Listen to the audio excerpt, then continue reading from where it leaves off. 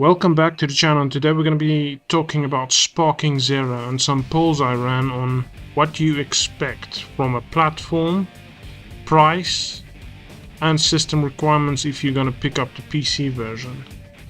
Now, a total of 87 people voted on what platform they're going to play, and the majority picked PlayStation 5. Not surprising here. 65.78% picked PlayStation 5. Next best is PC. I think people are picking PC over Xbox because everything on Xbox comes out on PC as well, so you might as well just get a PC and get more access to more games. So 19% or 19.4% voted for PC, and then Xbox gets 11.23%. And lastly, I added a category for both a PC and a console, and 3.59% of people voted for that. Now, what is your estimated price? Now, I know it's going to be set in stone because there's going to be different versions, probably like Xenoverse or Kakarot. You get the deluxe edition and so on, but yeah, this is going to be the best version. What I mean by best version is the most cost-effective version that gets the most content. So which price category will have the most votes? Let's see. Most people, about 59.3%, voted for above $72. And second most is $67 to $72, with 25.9% voting for $67 to $72. And then both $60 to $66 and less than $60 were voted by 7.4% respectively. So it's safe to say we're going to pay a little bit more than $72 for this game, because it's a long developed game. And they already marketed it so much, so the likelihood they're gonna charge a good amount of money for it is very high as well. Now for PC requirements, now I'm gonna estimate 16 gigabytes of RAM would be standard, but let's just check out what GPUs do you think you're gonna need, or what range of GPU you're gonna need to play that game, to play Sparking Zero. Now the majority voted for 10 series NVIDIA and first gen RDNA at 5700. So basically your 1060, 1070 range graphics cards. That would fall in the same category as like maybe RX 580 or RX 590. The 8GB cards, or yeah, that would be around it. Maybe the 1070 can be comparable to 2060, but it lacks some features.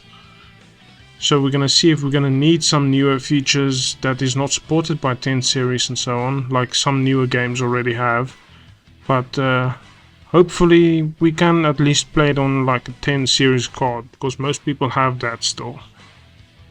Now 47% voted for 10 series, and next biggest vote is RTX 20 series and RDNA first gen but a higher tier card, the XT version of the 5700 or the 6700, with 29.3% voting for that. And then people also voted for, and remember this is minimum requirements, people also voted, 11.9% voted for 30 series, 3060 to 3070 levels of graphics card, or 6700 XT to 6800 XT will be required. That's a little bit high for comfort because the cards are still a little bit pricey, but I can see if you want to play in ultra settings you're probably gonna be needing a card like that. But for minimum settings, I'm gonna go with the majority and say 1060, 1070 range. But it could fall between there, maybe like a 1080, but we'll see. Now, the least amount of votes is 11.8%, where people think they're going to play on cards lower tiered than a GTX 1060. That means like a 9 series NVIDIA, 7 series NVIDIA. Now that cards are very old. I'm not expecting it to run well on that. But Dragon Ball games historically always ran on very low hardware requirements. But this is a next-gen title. And from the looks of it, they are going to be using Unreal Engine 5. And Unreal Engine 5 has features like Lumen, Ray Tracing, Nanite, and everything in between those lines. And I think no older card than a 1060 will support everything and play smooth enough. Of course on minimum settings. Now for CPU requirements. The majority voted on the 8-core 16-thread CPUs.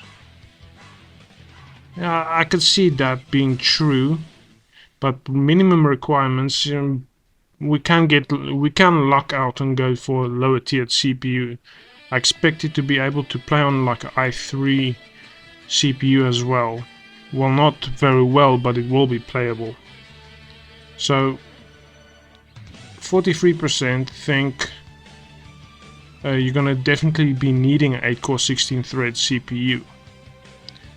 And next is the 6-core 12 threads. 28.5% voted for 6-core 12 threads, and that seems more realistic to me. For minimum requirement, Zen 3 or Zen 2 6-core 12 thread CPUs will play. I think they will be able to play the game at least at almost 60 FPS. Now 4-core 8-thread CPUs like older i7s and newer Gen i3s, people voted 14.2%, and I can expect it to at least launch. And you're going to be getting around 30 FPS, like 35. Newer i3 CPUs might get a little bit more, as they have a lot of IPC gains. More clock speed and more IPC gains, and newer platforms with higher speed RAM and everything will give them a little bit of edge. Well, actually quite a lot if you compare like an i7 3770 or Core i7 2600K to an i3 12100. It's like double or almost triple the performance. So I can expect some i7s are gonna probably not be able to play this, and newer i7s as well as the newest i3s will be able to play the game at least. Now for CPUs lower than 4th gen and lower than Zen 1, people voted 14.2% as well, so it's equal to the 4-core 8 threads. But if you go older than that, I'm gonna be thinking you're gonna struggle playing the game. At this point, those platforms are like literally a decade old, 10 to 13, 14 years old.